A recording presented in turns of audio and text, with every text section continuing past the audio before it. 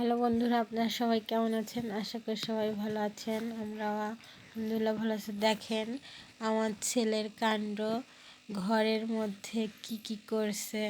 তার বাবার স্কুলের পরীক্ষার খাতা দিয়ে সে ঘরের মধ্যে কি অবস্থা করছে, নিষেধ করলেও সে শোনে না। দেখেন ছিটায়ে ছাটায়ে আমার গুছানো ঘরটা অগোছালো করেছে। দেখেন কি অবস্থা। আমার খুব কান্না পাচ্ছে এসব দেখে। এখন এসব গুছাতে অনেক কষ্ট হবে না? দেখেন কাপড় চুপড় দিয়ে, খাতা এবং বইপত্র দিয়ে, তার উপর টুল দিয়ে কি অবস্থা করছে। টেবিল থেকে সব নামায়ে অবস্থা করছে। বন্ধুরা, আজকে আমরা মেরা পিঠা খাবো। আমার ছেলে মেয়ে বায়না ধরেছে, আম্মু আমাদেরকে বানিয়ে দাও মেরা পিঠা। তাই অল্প একটু একদম অরিজিনাল খেজুরের পাটালি ছিল। এই পাটালিগুলো আমাদের এইখানেই বানাই, পাশেই।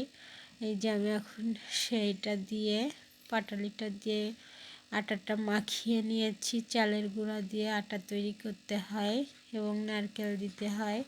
সেটা আমি আটার একটা খিমার বানিয়ে নিয়েছি। বানানোর পরে আটাটা আমি ভালোভাবে একটু মুড়াই নিয়েছি। নিয়ে এখন পিঠাগুলো তৈরি করছি। যে কয়েকটা পিঠা বানাইছি।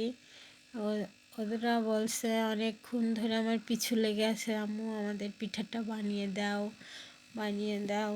ছেলে মেয়ের বায়না, এই জন্য পিঠাটা আমি এখন বানাইতে আসলাম। এই যে আমি পিঠাগুলোকে শেপ দিচ্ছি। কয়েকটা এখানে বানিয়েছি। আর ওইদিকে চুলায় পানি গরম দিয়েছি। এই যে এখানে চুলায় পানি গরম হচ্ছে, আমি চুলায় জাল দিচ্ছি আর বানাচ্ছি। আর কিছু পিঠা এই যে ভাপাতে দিয়েছি। উপরে একটা জালি দিয়ে তার উপরে একটা ন্যাকড়া পেতে নিয়েছি যাতে পিঠাগুলো লেগে না যায়। এই জন্য আমি ন্যাকড়া পেতে নিয়ে এই যে ঢাকন দিয়ে ঢেকে দিলাম ভাপানোর জন্য। এই যে আমার পিঠা ভাপানো হয়ে গেছে, আমি নামিয়ে নিয়েছি। পিঠাটা আসলে অনেক মজার। পিঠাটা রাত্রে বানিয়ে সকালে খেলে বেশি মজা লাগে, সাথে সাথে খাওয়া যায় না, খেতে তেমন স্বাদ লাগে না। কিন্তু রেখে দিয়ে খাইলে অনেক দিনই সংরক্ষণ করে শীতের মধ্যে রেখে খাওয়া যায়। আমি